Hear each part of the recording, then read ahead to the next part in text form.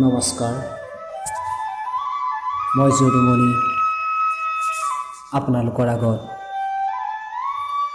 এটি কবিতা আবৃত্তি কৰিব লৈছোঁ।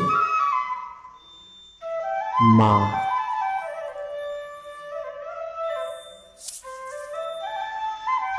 মা,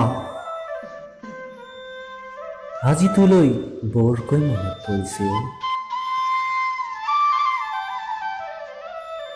তোৰ আঁচলখনে মোক বাৰুকৈ ৰিঙিয়াই মাতিছে মোৰ গাঁওখনলৈ।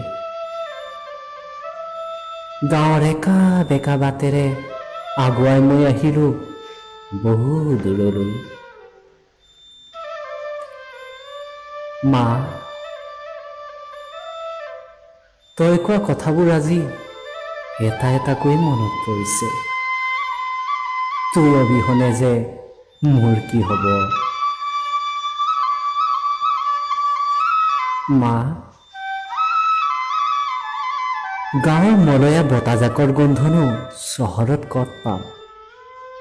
যান্ত্ৰিকতাৰ মাজত থাকি থাকি নিজকে কিবা যন্ত্ৰ যেন লগা হৈছে। গাঁওখনলৈ মোৰ খুবেই মনত পৰে। লগৰবোৰৰ সৈতে সন্ধিয়াৰ সময়ত তিনিআলিত বহি কথা পতা আজিও মনত পৰে। তই হাতেৰে ৰন্ধা আঞ্জাখন নাখালেচোন মোৰ পেটেই নভৰে। সৰু হৈ থাকোঁতে ধূলি উৰুৱাই স্কুলৰ পৰা ঘৰলৈ অহা কথাবোৰে আজি মোক বৰ আমনি কৰে।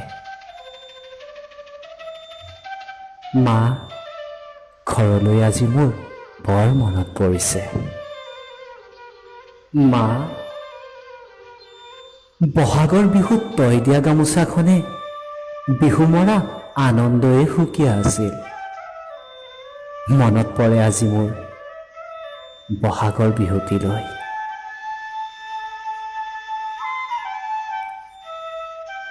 গৰু বিহুৰ দিনাখন যে গৰুৰ পাছে পাছে দৌৰিছিলোঁ নদীলৈ, আজি সেইবোৰে মোক বৰ আমনি কৰে। সৰুতে দেখা সপোনবোৰচোন আজিকালি মই নেদেখোঁ। মা, মই বুজি পোৱা হ'লোঁ বাস্তৱ যে কিমান গধুৰ। সপোন সপোন হৈয়ে ৰ'ল। মা, যেতিয়া হোষ্টেলৰ ভাতকেইটা মুখত দিওঁ তোলৈ মনত পৰে।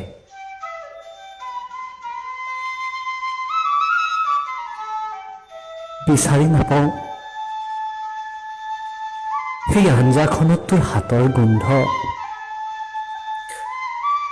তই বেয়াকৈ বনাই দিলেও পেট ভৰাই খাইছিলোঁ। মা, আজি তোলৈ বৰ মনত পৰিছে। মা, বৰ মনত পৰিছে।